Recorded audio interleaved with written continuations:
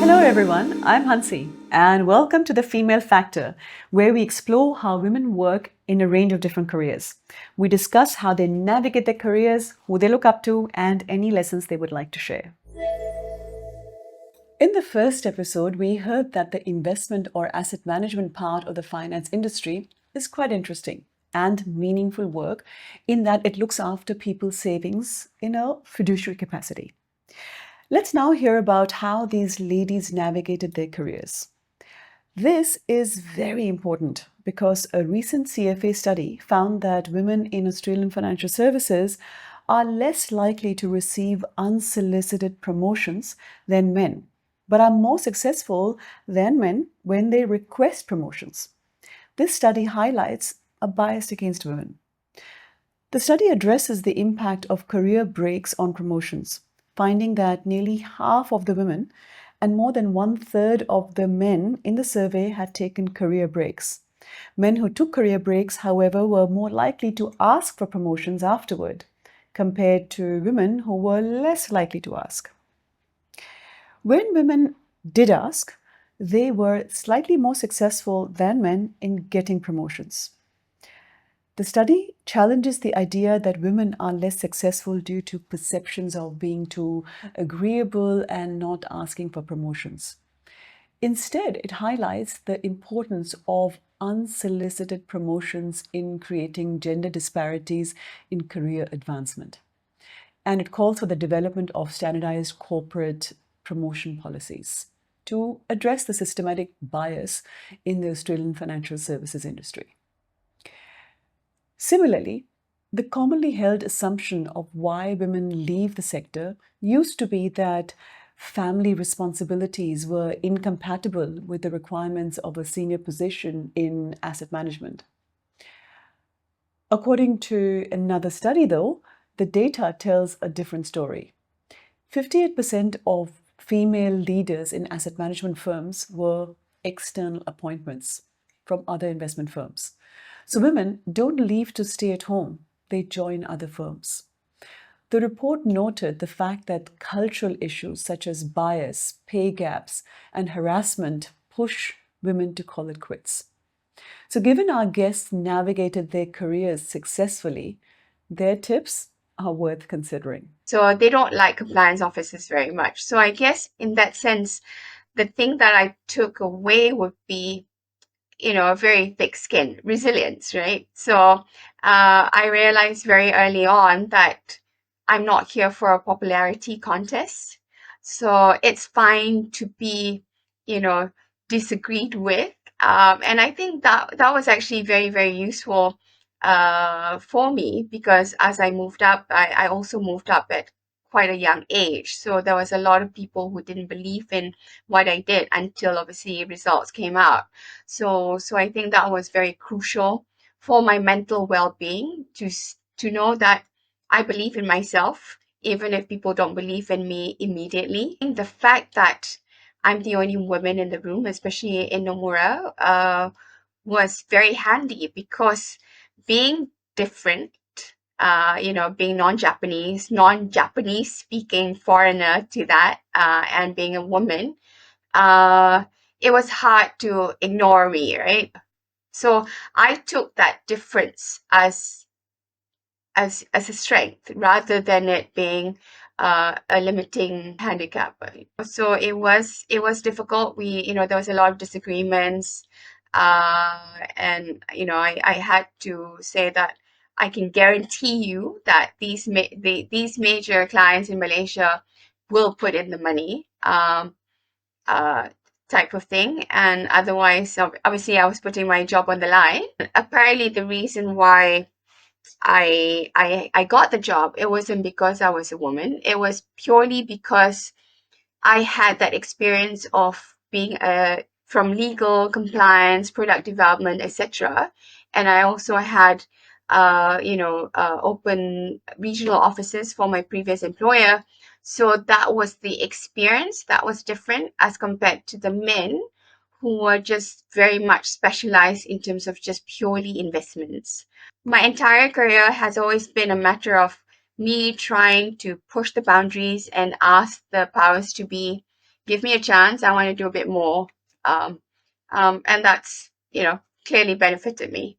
I didn't plan, but I saw the opportunities, and that's where I seized it. I was never the kind of person that was going to jump jobs simply for extra money, because for me it was never about the money solely.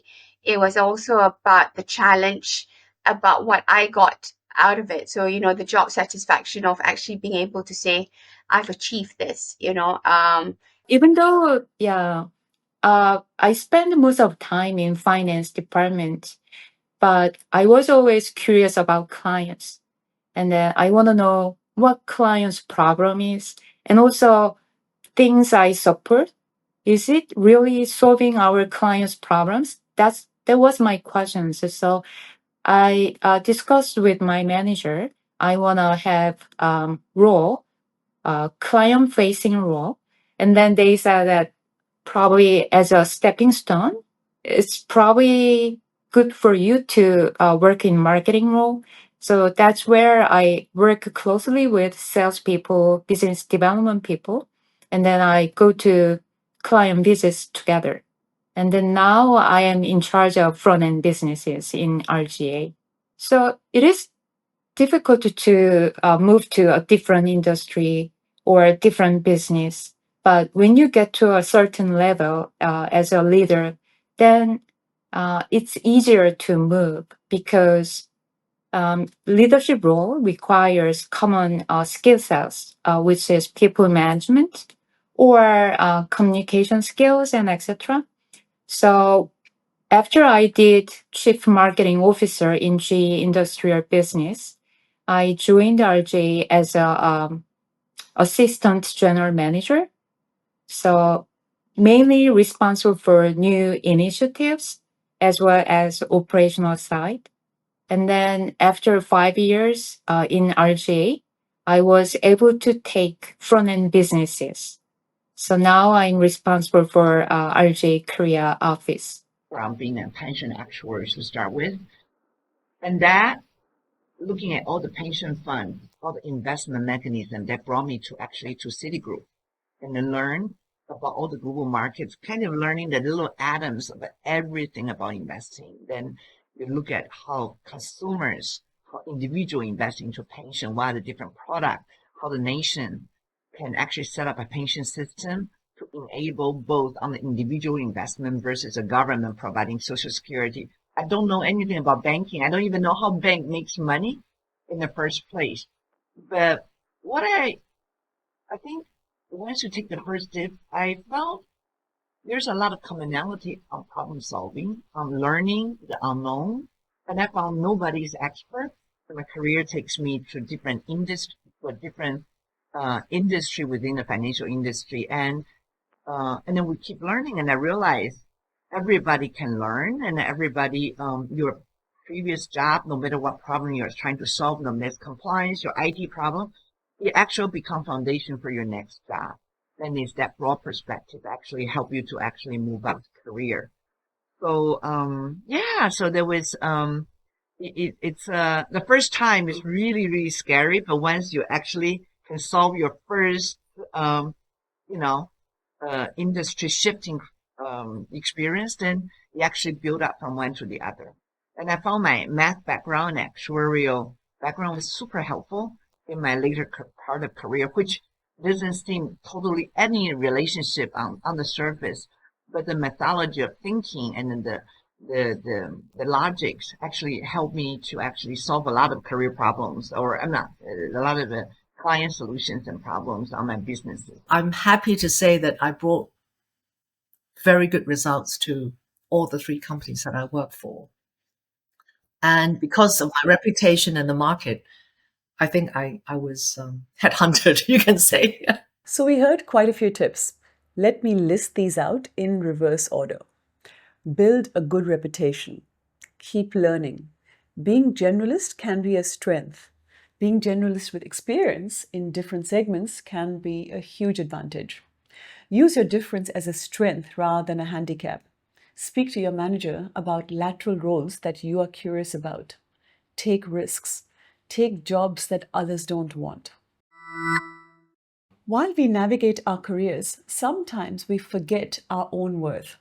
While we aim at the big picture, it's important to negotiate our pay if we have any hope of closing the gender pay gap. A company always feels that they need to give more credit to men for always coming in to the office, or because men are the breadwinners and not the women, and therefore they deserve to be paid a little bit more. In my last few jobs, when I was hired, I, I, I told my manager I wanted to make sure that I'm being paid equally as if I'm a man. If I find out I'm not, I will walk out. And I hope women will do that. And if every woman does that, I believe we can achieve. Now remember, Virginia was headhunted because she had built an excellent reputation over her career. So threatening to leave can work then. But early in your career, you need to do your research. Each time I did move to a different role, I always did my research. I talked to headhunters and basically asked how much, what is the market rate? Didn't think about gender parity at all and just asked what was the market rate. And I would say, I would renegotiate with the bosses saying, okay, this is what the market is paying. I'm not sure what the person before me actually was being paid, but this is what I want. When I was in management, what I needed to do was make sure that in terms of the gap, it was minimal, right? Because I don't think you can really stop people from talking.